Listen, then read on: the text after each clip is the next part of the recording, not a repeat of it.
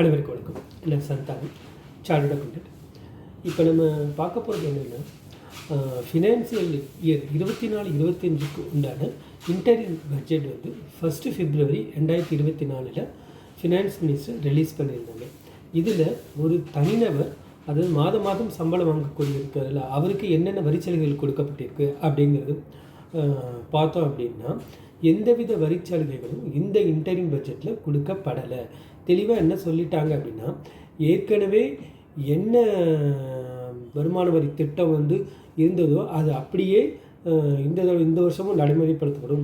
புதிதாக எந்தவித ஒரு மாற்றமும் கொண்டு வரப்படலை அப்படின்னு தெளிவாக சொல்லிட்டாங்க. ஸோ இந்த புது பட்ஜெட்டில் மாத சம்பளக்காரர்களுக்கு எந்தவித வரிச்சலுகைகளும் கொடுக்கப்படவில்லை. சரி, அப்போ ஏற்கனவே என்ன நடைமுறை இருந்தது அப்படிங்கிறது நம்ம இப்போ விலாவரியாக பார்ப்போம். இப்போ நீங்கள் வந்து புதிய வரி விதிப்பு முறையை நீங்கள் தேர்ந்தெடுத்தீங்க அப்படின்னு வச்சுப்போம்.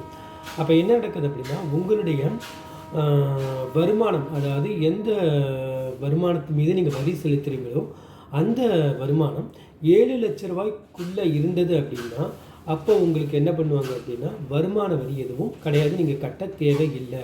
அதாவது புதிய வருமான வரி திட்டத்துப்படி நீங்கள் செலுத்தக்கூடிய வரி 25,000க்கு கம்மியாக இருந்தது அப்படின்னா, அப்போ என்ன பண்ணலாம் அப்படின்னா, அந்த முழு வருமான வரியும் தள்ளுபடி பண்ணிவிடுவாங்க.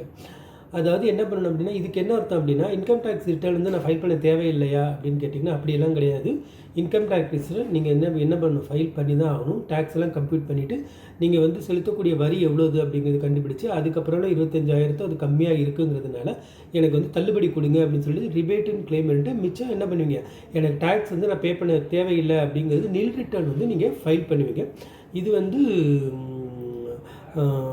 கண்டிப்பாக இதை நீங்கள் பண்ணி தான் ஆகணும். ரிட்டர்ன் வந்து ஃபைல் பண்ணாமல் இருக்க முடியாது உங்களுக்கு திட்டத்தில். இந்த புதிய வருமான வரி திட்டத்தில் நீங்கள் கணக்கில் எடுத்துக்கும் பொழுது என்ன கன்சிடர் பண்ணணும் அப்படின்னா, மொத்தம் 2 டிடக்ஷன் தான் உங்களுக்கு கன்சிடர் பண்ணணும்.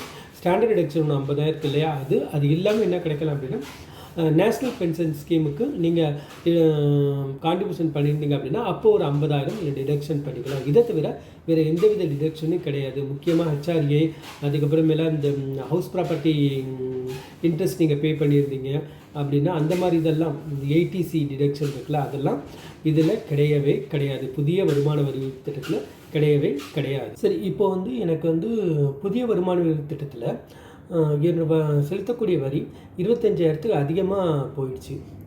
அப்போ வந்து நான் என்ன பண்ணுறது, ஃபுல்லாக 25,000 கழிச்சிட்டு மிச்சத்தை மட்டும் கட்டினா போதுமா அப்படின்னு பார்த்தா அப்படியெல்லாம் கிடையாது. உங்களுக்கு நீங்கள் முழு வருமான வரியும் கட்டி தான் ஆகணும். ஸோ இந்த சுச்சுவேஷனில் பார்த்தீங்கன்னா, உங்களுக்கு வரி தள்ளுபடியெல்லாம் எதுவும் கொடுக்க மாட்டாங்க. அப்போ உங்களுக்கு ஒரு ஆப்ஷன் இருக்கும், பழைய வருமான வரி திட்டம் அல்லது புதிய வருமான திட்டம், ரெண்டுத்தில் எது உங்களுக்கு வந்து பெஸ்ட்டாக இருக்கும் அப்படின்னு சொல்லிட்டு நீங்கள் சூஸ் பண்ணணும். பழைய வருமான வரி திட்டம் வந்து நீங்கள் தேர்ந்தெடுக்கிறீங்க அப்படின்னு வச்சுக்கோங்களேன். அப்போ வந்து என்ன பண்ணணும் அப்படின்னா, உங்களுக்கு அந்த டிடக்ஷன் எல்லாமே உண்டு. உங்களுக்கு ATC டிடக்ஷன் உண்டு, ஹவுஸ் ப்ராப்பர்ட்டி லாஸ் இருந்தால் அதை நீங்கள் அட்ஜஸ்ட் பண்ணிக்கலாம். அதுவும் இல்லாமல் என்ன பண்ணலாம், இந்த HRA, ஸ்டாண்டர்ட் டிடக்ஷன், அந்த மாதிரி வழக்கமாக கிளைம் எல்லா டிடக்ஷன் உண்டு.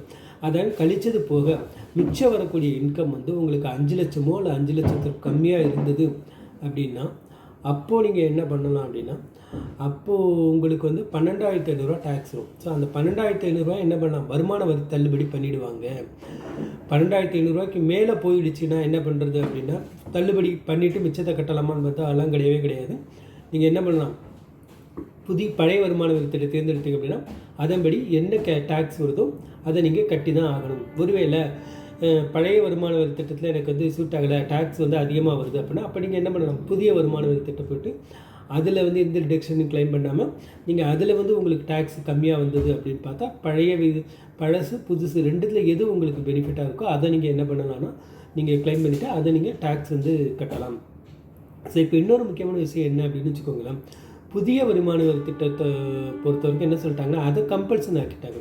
ஸோ பழைய வருமான வரி திட்டம் தான் உங்களுக்கு என்ன ஆப்ஷனல்ங்கிறது. ஸோ இதை நீங்கள் என்ன பண்ணணும் அப்படின்னா, ரிட்டர்ன் டியூ டேட், உங்களுக்கு வந்து ரிட்டர்ன் ஃபைல் பண்ணக்கூடிய டியூ டேட் இருக்குல்ல, அதுக்குள்ளே நீங்கள் வந்து இன்கம் டேக்ஸ் டிபார்ட்மெண்ட்டுக்கு தெரியப்படுத்தணும் நீங்கள் வந்து எந்த திட்டத்தை வந்து நீங்கள் தேர்ந்தெடுக்கிறீங்க அப்படின்ட்டு. ஒருவேளை அந்த மாதிரி நீங்கள் எதுவும் சொல்லலை அப்படின்னா என்ன வருமான வரித்துறை அசைன் பண்ணிப்பாங்க அப்படின்னா, நீங்கள் புதிய வரி திட்டத்தை தானாக தேர்ந்தெடுத்துட்டீங்க அப்படின்னு தான் அவங்க எடுத்துப்பாங்க. ஸோ பழைய வரி திட்டம் தான் ஆப்ஷனல், புதிய வருமான வரி திட்டம் இப்போ என்ன ஆகுது அப்படின்னா ரொம்ப கம்பல்சரி ஆகிடுது. ஸோ இந்த வீடியோ வந்து உங்களுக்கு ஓரளவு புரிஞ்சிருக்கும் அப்படின்னு நம்புகிறேன்.